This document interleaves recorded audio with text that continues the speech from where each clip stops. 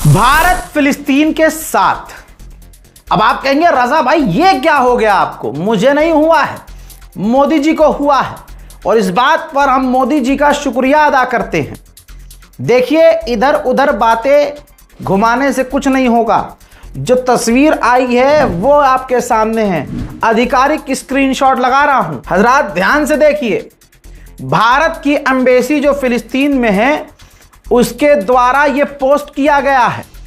कई बातें लिखी गई है और आपको बता दूं कि भारतीय एम्बेसडर ने, कॉन्सुलेट ने फिलिस्तीन के प्रधानमंत्री से बात की है, मुलाकात की है। जी हां, इन तस्वीरों को पहचान लो। साड़ी में बैठी महिला मोदी सरकार की, जी हां, एम्बेसडर हैं, कॉन्सुलेट हैं, भारत की कॉन्सुलेट हैं।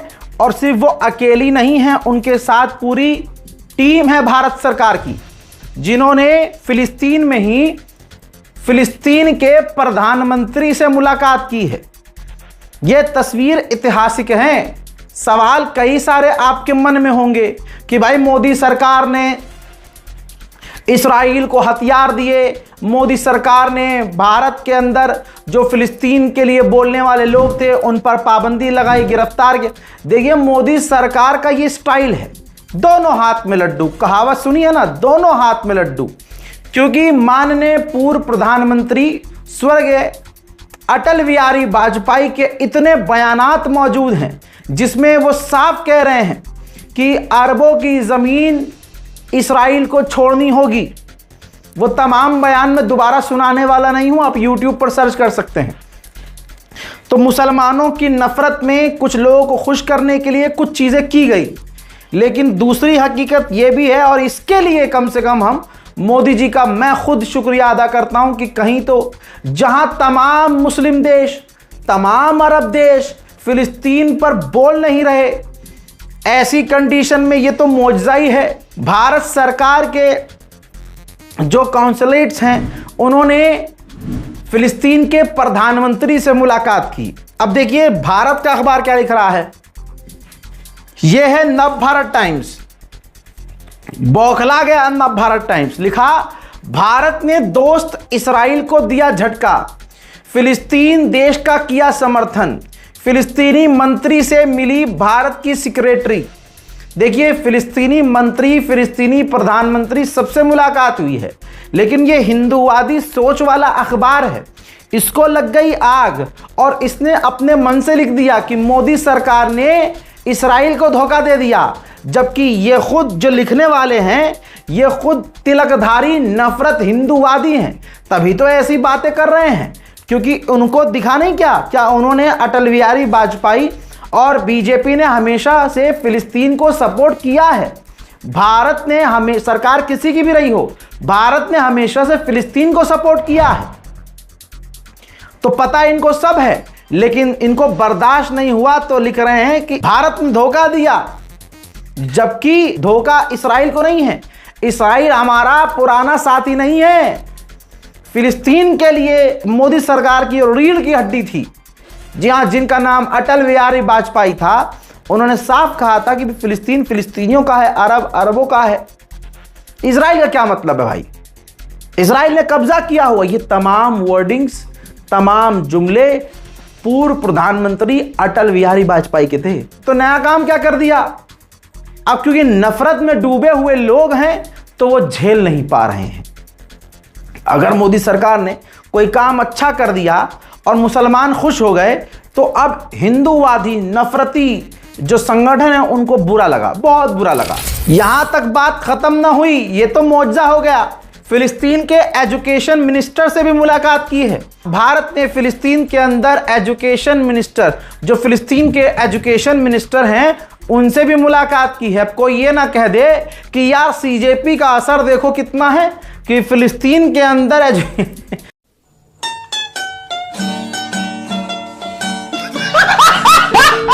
तो दोस्तों, भारत ने ये जो चीज की है इसकी सराहना होनी चाहिए।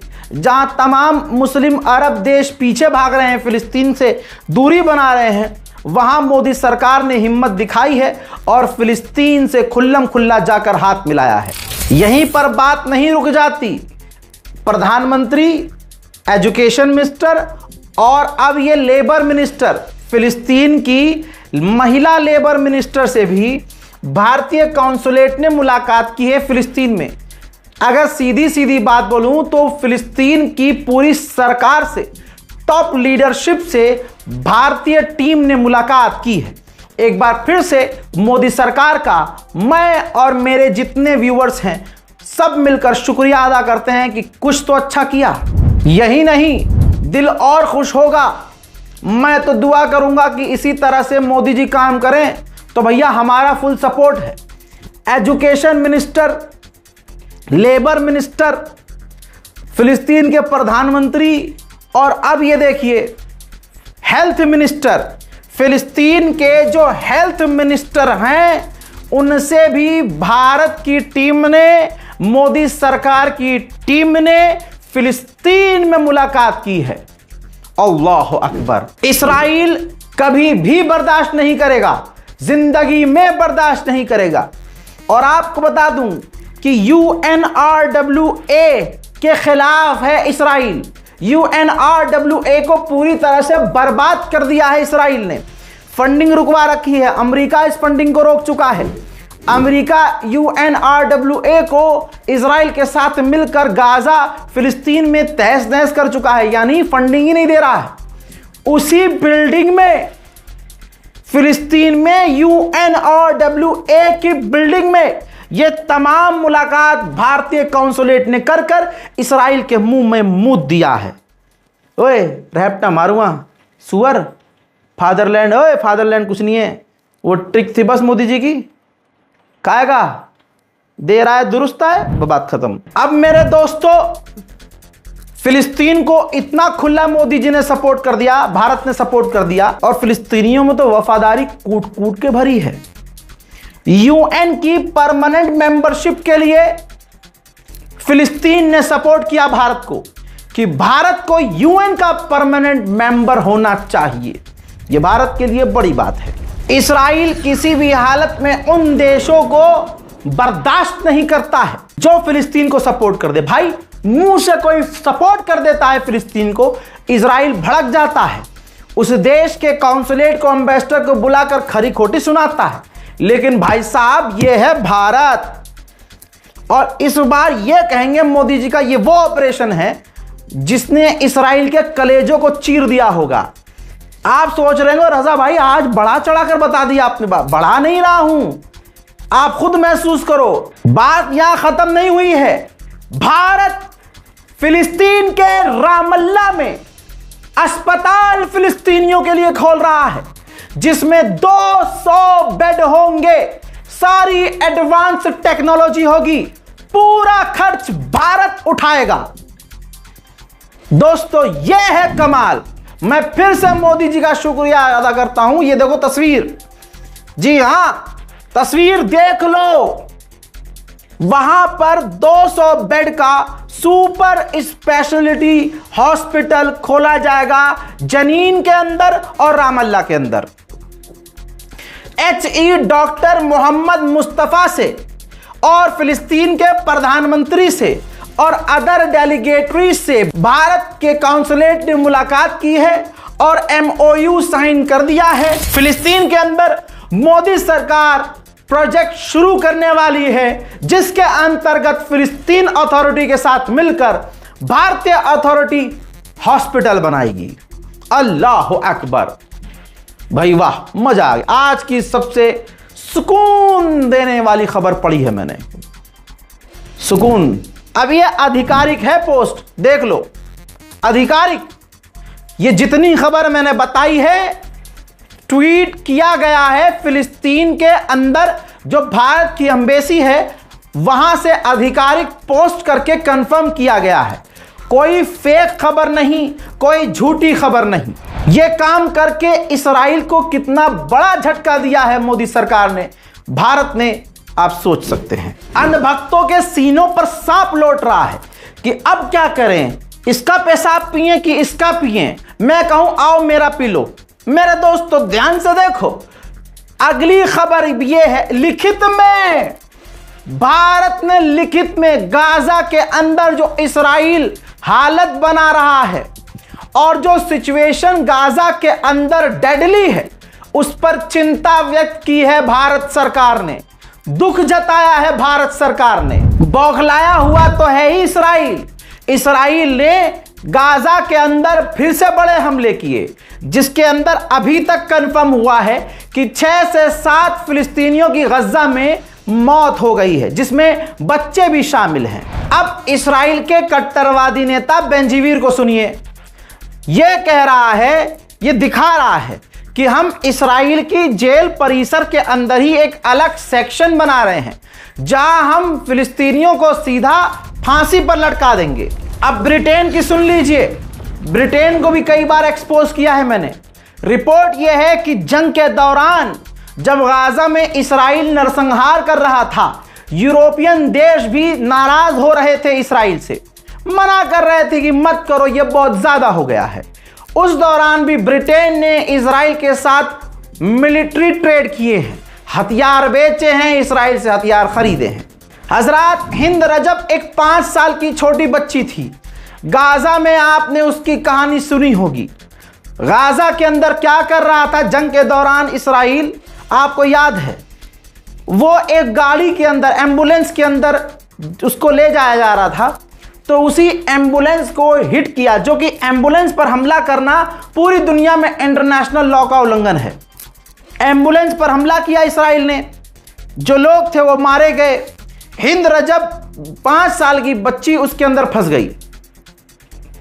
उसने कॉल करी अपने लोगों को, मतलब जो भी नंबर था उसके पास, उसने फोन किया तो आखिरी आवाज उसकी रिकॉर्ड हुई है। बच्ची जिंदा थी, सलामत थी। इसराइल ने दोबारा एम्बुलेंस पर हमला करके उस 5 साल की हिंद रजब को कत्ल कर दिया। उस पर डॉक्यूमेंट्री बन चुकी है, उस पर फिल्म बन चुकी है। पूरी दुनिया के देश आलोचना इसराइल की कर चुके हैं। इसराइल के करीबी दोस्त भी इसराइल से इस बात से नाराज थे, और नाराज ना हो तो कम से कम इसराइल को इस मामले में सपोर्ट नहीं कर रहे थे। और इसराइल मान नहीं रहा था कि यह हमला हमने किया है, वो तो हमास पर इल्जाम लगा रहा था। आज हिंद रजब को शहीद हुए लगभग 2.5 साल हो गए, तब इसराइल ने माना है कि हां कुछ तो गड़बड़ हुई है, और पहली बार इसराइल ने इस हादसे पर, इस खुद किए गए द्वारा क्राइम पर इन्वेस्टिगेशन लॉन्च की है। हमें मालूम है रिजल्ट में क्या आएगा। इसराइल या तो इस इन्वेस्टिगेशन को आखिर होने तक बंद कर देगा, या इसका जो रिपोर्ट बनाएगा उसका इल्जाम, उस कत्ल का इल्जाम किसी और पर लगा देगा, या फिर अपने किसी सैनिक की कुर्बानी देगा कि भाई ये कमांडर है, इसने पर्सनली ऑर्डर दिया था, इसकी गलती की वजह से ये हो गया, लिहाजा इस इसराइल के कमांडर को हम सस्पेंड कर रहे हैं। फिर 6 महीने बाद वो जब कहीं से घूम घाम के ट्रिप व्रिप करके आएगा, दोबारा उसको पोस्ट दे दी जाएगी। यही होगा। हजरात, इसराइल पूरी दुनिया के लिए, हमारी भारत सरकार के लिए, हमारे मुल्क के लिए भी खतरा है। ऐसा नहीं है कि वो एक के लिए खतरा हो। भाई ये रहा इसराइल का मिनिस्टर, हेब्रू भाषा में बोल रहा है, अंग्रेजी लिखी हुई आ रही है, आप पढ़ सकते हैं, और आसानी के लिए मैं खुद बता रहा हूं ये बोल क्या रहा है। कह रहा है कि आज की तारीख में सच मायने नहीं रखता कि सच क्या है, मायने कुछ भी नहीं रखता है। इसराइल को हमें बचाने के लिए, अपने मुल्क को हमें बचाने के लिए सोशल मीडिया पर झूठ बोलना होगा, सोशल मीडिया को झूठ से भरना होगा, और ये या खुलेआम ये बात बोल चुका है। अब आप समझ सकते हैं कि इसराइल के हक में अगर कोई इन्फ्लुएंसर, अगर कोई यूट्यूबर, कोई संघी मानसिकता वाला बोल रहा है, तो पीछे से इसराइल ने उसे $5, $10 दिए और झूठ बुलवा रहा है। पूरी दुनिया में गुंडागर्दी अमेरिका और इसराइल की है। तमाम मुल्कों को, तमाम देशों को अमेरिका और इसराइल को झटका देना ही चाहिए। किस तरह से अमेरिका इसराइल के लिए खेल रहा है, इस महिला को देखिए। इंटरनेशनल क्रिमिनल कोर्ट की ये जज हैं, इन्हीं ने आदेश दिया था नेतन्याहू के अरेस्ट वारंट का।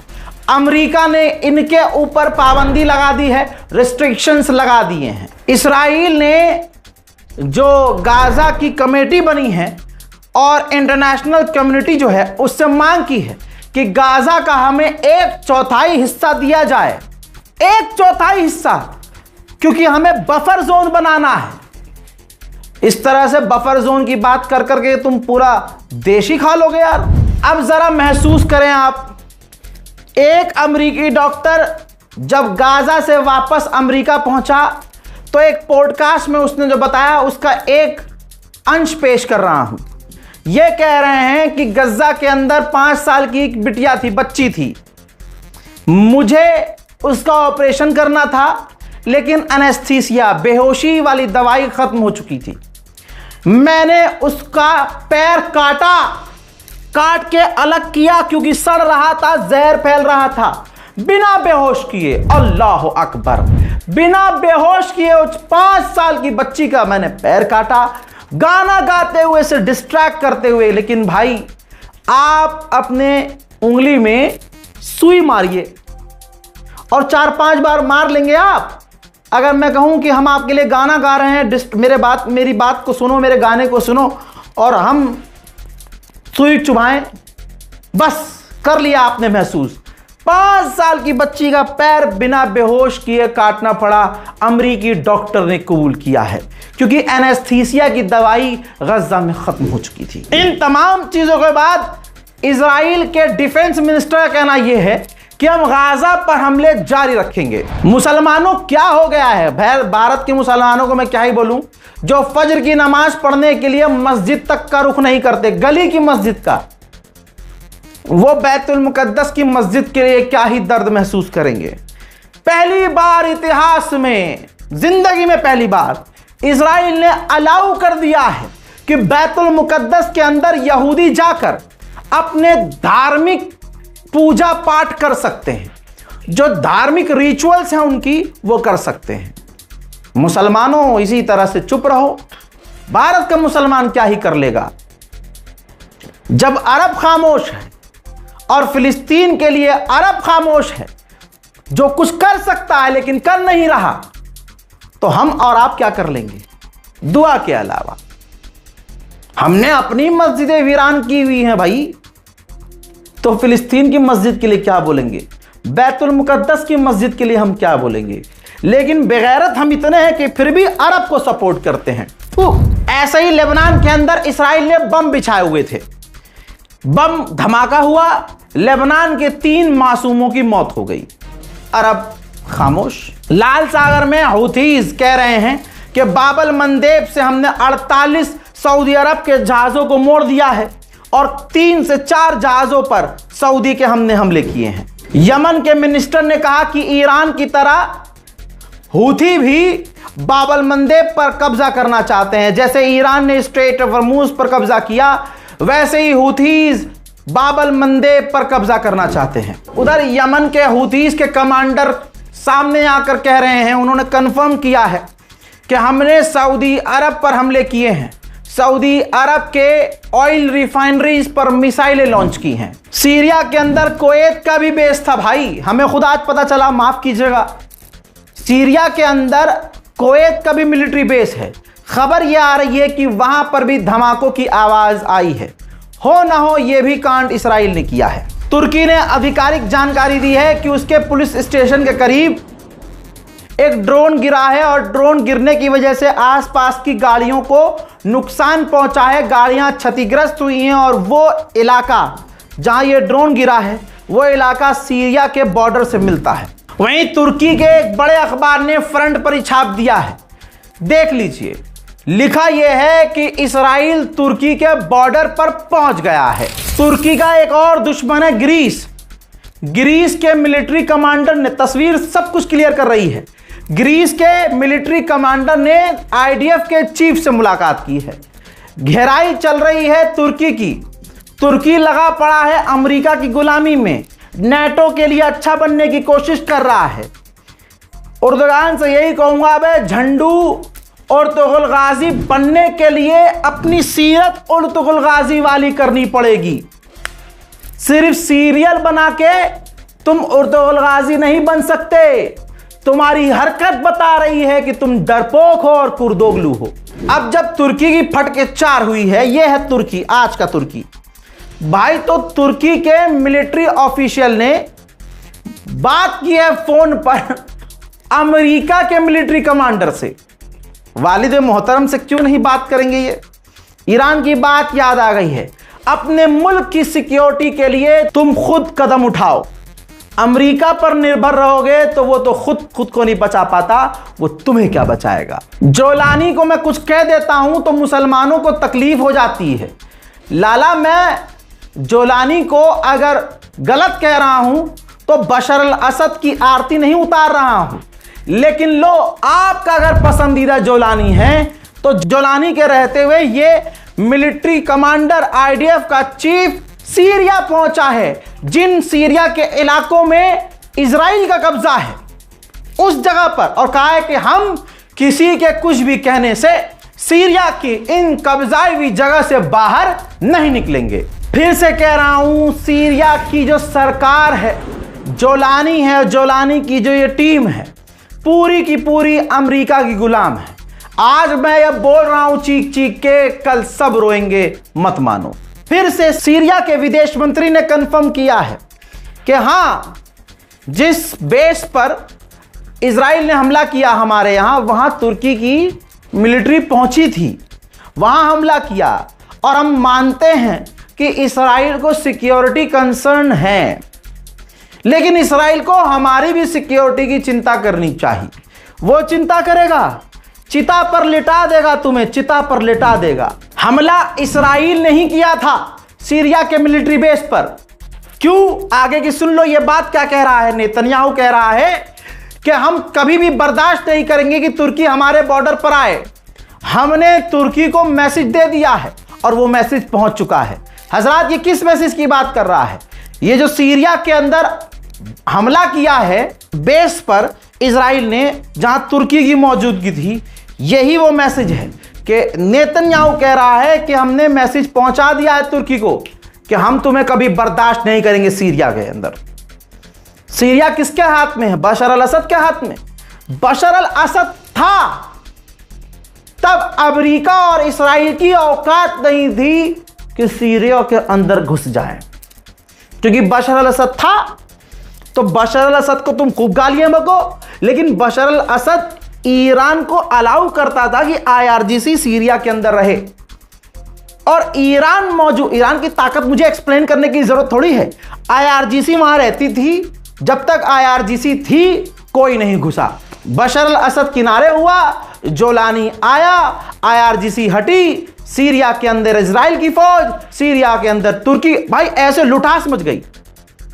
मेन बात यह है कि इजराइल पहुंच गया, इसीलिए तो तुर्की के अखबार ने लिखा है, क्योंकि सीरिया का बॉर्डर तुर्की से मिलता है। यह सीरिया, उसके आगे तुर्की, सीरिया से पहले इजराइल। अब इजराइल जब सीरिया के अंदर पहुंच गया तो वो तो बॉर्डर पे पहुंच गया ना, समझिए। सीरिया की खबर दे रहा हूं तो एक और टॉप की खबर है। सीरिया के विदेश मंत्री, जोलानी के विदेश मंत्री, 19 साल बाद सीरिया का कोई मंत्री 19 साल बाद पाकिस्तान पहुंचा है। अमेरिका के ऑफिशियल कह रहे हैं कि सीरिया में जो बेस पर इस्राइल ने हमला किया, यह कदम बहुत गलत था। इस्राइल ने जो अटैक किया है यह गलत हो गया बहुत ज्यादा। अगर तुर्की को पता चलता तो तुर्की अपने फाइटर जेट उड़ा सकता था, और तुर्की अगर वापस कुछ करता तो इलाके में एक नई जंग की शुरुआत हो जाती। तुर्की के एक ऑफिशियल ने कहा है कि हम देख सकते हैं इजराइल के जहाजों को जॉर्डन तक और जॉर्डन के बॉर्डर तक, पूरे इलाके में इजराइल क्या कर रहा है हम देख रहे हैं। हम कुछ नहीं कर रहे हैं, हम इजराइल में होने वाले चुनाव का इंतजार कर रहे हैं। मिडिल ईस्ट स्पेशल रिपोर्ट में फिलहाल क्या भाई साहब, सब कुछ भर दिया मैंने इसके अंदर। इस रिपोर्ट को शेयर कीजिए, चैनल को सब्सक्राइब कीजिए, दुआओं में याद रखिए। जय हिंद।